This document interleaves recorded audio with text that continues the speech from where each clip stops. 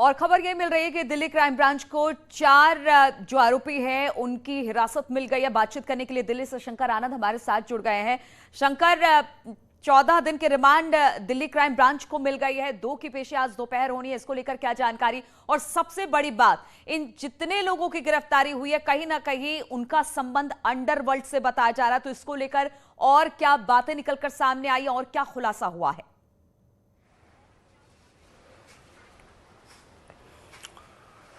नीलू, इन आतंकियों को दिल्ली पुलिस की स्पेशल सेल ने गिरफ्तार किया है और स्पेशल सेल इन आरोपियों में से 4 आरोपियों को जज के सामने पेश किया गया, जिसके बाद उन्हें 14 दिनों की रिमांड मिली है। 14 दिनों की रिमांड के दौरान कई महत्वपूर्ण जानकारियां जो है वो तलाशने का प्रयास किया जाएगा। इसके साथ ही इन आरोपियों को अलग अलग लोकेशन पर लेकर भी जाएंगे, जिसमें कि उत्तर प्रदेश भी लेकर जाएंगे और इसके साथ ही महाराष्ट्र राजस्थान लेकर जाना है, इसलिए इतने दिनों की रिमांड ली गई है। और 2 बाकी जो अन्य आरोपी हैं वो अभी लखनऊ में ही हैं, जिसकी कल देर शाम में गिरफ्तारी हुई थी।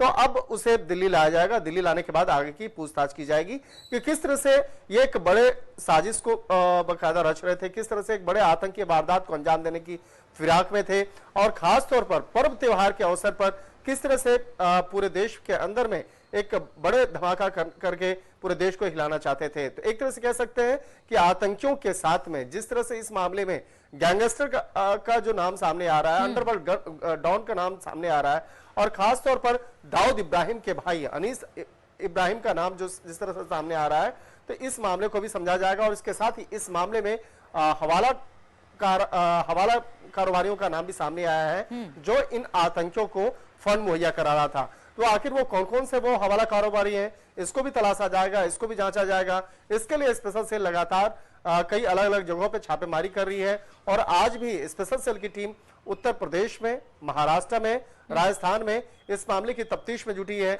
कि किस तरह से इन आतंकियों का जो संदिग्ध आतंकी इन लोगों का और किन किन लोगों के साथ में संपर्क है, किन किन लोगों के साथ में मिल करके इस तरह के आतंकी वारदात को अंजाम देने की फिराक में थे। चलिए ठीक है शंकर, बहुत बहुत शुक्रिया आपका। तो अब जब इनकी 14 दिन की रिमांड मिली है तो इनसे पूछताछ होगी और पूछताछ में किस तरह के खुलासे निकलकर सामने आएंगे ये देखने वाली बात होगी। रुकेंगे छोटे से ब्रेक के लिए, फौरन हाजिर होते हैं।